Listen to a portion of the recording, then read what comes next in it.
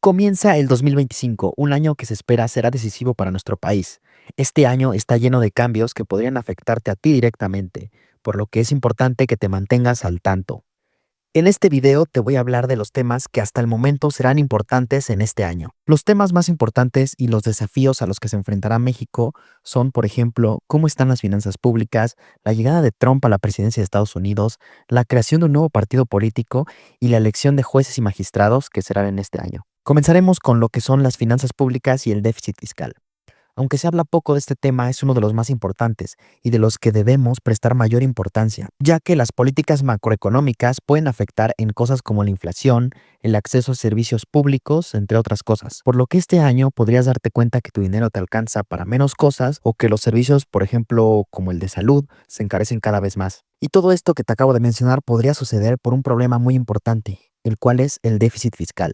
El déficit fiscal significa que un gobierno gasta mucho y más de lo que puede gastar. Imagínate que tú ganas 1,000 pesos, pero tienes tantos gastos que terminas pidiendo préstamos para gastar 1,500. Es básicamente lo que hace el gobierno. Aumenta la deuda, ya sea externa o interna, para financiar su enorme gasto público. Evidentemente, si el gobierno hace lo mismo año tras año, el país se puede ir a la quiebra. Y tenemos muchos ejemplos en América Latina. Esto le pasó a Argentina cuando lo gobernaba la izquierda y más recientemente es lo que le está pasando a Brasil, ya que lo gobierna la izquierda también. Y bueno, AMLO, como buen político de izquierda, hizo lo mismo y cerró el año pasado con un déficit fiscal de 5,9% con respecto al PIB, lo cual es un déficit bastante alto, por lo que Claudia tendrá que reducir ese déficit este año. El objetivo del gobierno federal para el próximo año es lograr una reducción significativa del déficit fiscal y situarse en torno al 3,5%. ¿Cómo lo hará? Y se preguntarán qué tipos de recortes. Bueno, para empezar, no pueden recortar los programas sociales porque es lo que más le funciona a Morena para mantener contentos a sus votantes, por lo que se prevé que se recortará en salud, educación, cultura y otros sectores, por lo que todos estos servicios podrían empeorar bastante. Aunado a esto, México ya no está creciendo, a pesar del contexto que nos favorecía. El fenómeno del nearshoring ya no es ni será la oportunidad que nos beneficiará. Y todo por culpa de la izquierda que todo lo que toca lo destruye. El Fondo Monetario Internacional pronostica que la economía mexicana crecerá 1,5% anual en 2025, muy por debajo del promedio estimado para América Latina de 3,3%. El FMI menciona que existen riesgos importantes a la baja para el crecimiento, como un menor dinamismo en la economía estadounidense, aunado a las reformas constitucionales en México que mermarán a la inversión. Pues es lo que hay. Podríamos ahondar más en este tema, pero este video quedaría demasiado largo. Lo importante es saber que la inversión no se está consolidando. México se está pareciendo cada vez más a los países de América Latina que son más de izquierda, por ejemplo Cuba, Venezuela, Colombia. Si la inversión se encarece, los empleos también, la producción de riqueza, de bienes y servicios. ¿Y todo esto qué significa? Pues más pobreza. Y adivinen quién está listo para ofrecer una limosna. Pues sí, el gobierno, el mismo que causó todo, para así hacer dependiente de ese apoyo a todos los ciudadanos. Como siguiente tema tenemos a Donald Trump. Entre los muchos desafíos que enfrentará este año el gobierno mexicano es el retorno de Trump a la Casa Blanca. Hay que saber que Trump tiene muchos objetivos en mente, como por ejemplo reducir la migración ilegal, el crimen organizado y la guerra comercial entre Estados Unidos y China, por lo que Trump busca que Claudia comience a detener al crimen organizado.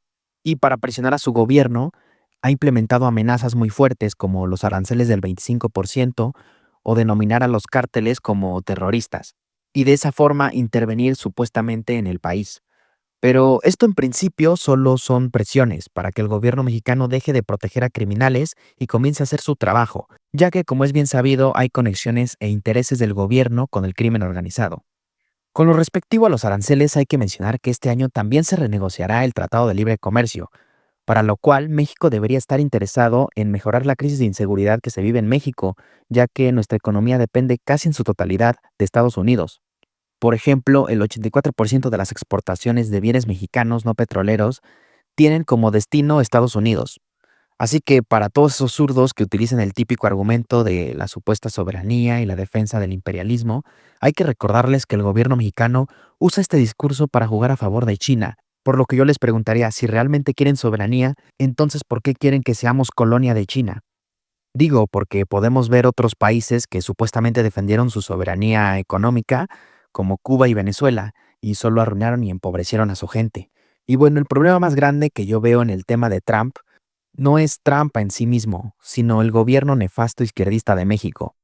Ya que si tuviéramos un gobierno de derecha que se alineara ideológicamente con Trump, no solo no existirían estas amenazas, sino que habría una colaboración donde ambos países saldrían ganando. Por ejemplo, México podría recibir apoyo financiero para combatir al crimen organizado y así garantizar el bienestar y seguridad de todos. Además, se podría seguir beneficiando del nearshoring, mientras que Estados Unidos podría seguir compitiendo con China y reduciría la entrada de estupefacientes a su territorio. Con respecto a la deportación y los migrantes, está de más mencionar que sí es un problema grave. Basta ver que nuestro país ya se está llenando de migrantes y esto nos afecta a ambos países, ya que muchos de ellos se quedan en México al no poder pasar a Estados Unidos. Así que deberíamos replantearnos la idea de reforzar nuestra frontera sur. Sé que podría parecer inhumano, pero el problema es que esto también afecta a los mismos migrantes, ya que los criminales también se aprovechan de ellos, por lo que el hecho de evitar la entrada ilegal de inmigrantes es favorable para todos, pues así la gente de bien lo hará de forma legal y sin arriesgarse, mientras que tanto Estados Unidos y México recibirán gente honrada que realmente venga a trabajar y no a delinquir. Así que no se crean lo que los medios progresistas quieren vender de que van a deportar a todos nuestros paisanos. Solo se deportará a la gente que entre de forma ilegal. Los que hayan hecho las cosas bien están protegidos y no los pueden tocar.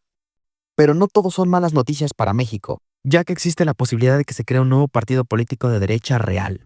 De este tema ya hemos hablado en otro video, pero este año es un año donde la ley electoral permite la creación de partidos políticos nuevos. Y muy recientemente, Eduardo Verástegui, un líder conservador de derecha, muy cercano a Trump y a otros representantes de la derecha en el mundo, como Javier Milei, Bukele, Bolsonaro, etc., ha hecho pública su solicitud ante el INE para crear un nuevo partido político.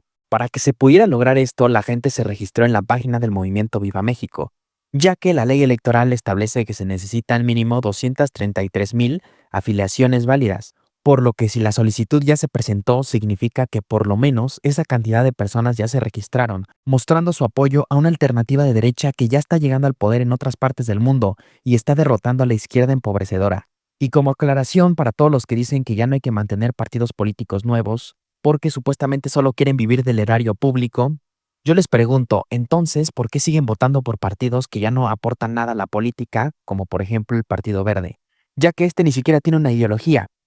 Además, un nuevo partido político no afectaría al gasto como tal, ya que el presupuesto destinado a los partidos políticos en México se calcula de acuerdo a una fórmula, que es la multiplicación del número total de ciudadanos inscritos en el padrón electoral por el 65% del UMA anual.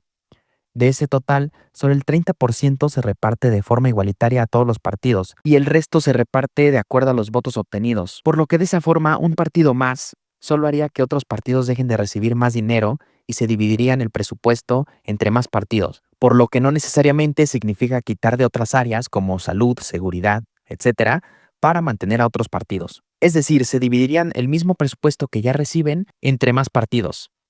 Si tú simpatizas con las ideas de este nuevo partido político, te invito a apoyes esta iniciativa, que podría representar mejor nuestros valores y principios. Si te interesa saber más sobre las ideas y el propósito de este nuevo partido político, te invito a ver este video, donde explico más a profundidad de qué se trata esta propuesta. Elecciones de jueces y magistrados. Este es un último punto importante. En este año, el 1 de junio se celebra la primera elección de jueces y magistrados del Poder Judicial. Recordemos que el año pasado AMLO buscaba hacerse del control del Poder Judicial, pues ya contaba con el Ejecutivo, es decir, la Presidencia, y la mayoría en la Cámara de Diputados y Senadores, por lo que solo faltaba controlar el Poder Judicial. Y qué mejor manera que venderle al pueblo un discurso democrático donde supuestamente escogerían a los jueces y ministros, aunque bueno, ellos mismos van a elegir a quién aparecerá en la boleta. En este año veremos qué tan exitoso o fracasado es el sistema que se inventaron para elegir a los ministros y jueces. Es evidente que prácticamente ningún ciudadano se pondrá a buscar a cada candidato, por lo que es un modelo democrático fracasado desde un principio. Por cierto, un dato importante es que para que esta elección fuera supuestamente lo más democrática, transparente, de calidad y efectiva, el INE solicitó un presupuesto de 40,000 millones de pesos, pero como es evidente que el gobierno cada vez más se está quedando sin recursos, solo aprobaron para esta elección 27,000 millones de pesos, un gasto que de entrada ni siquiera tendría que existir si no fuera por la reforma que realizaron los zurdos empobrecedores de Morena.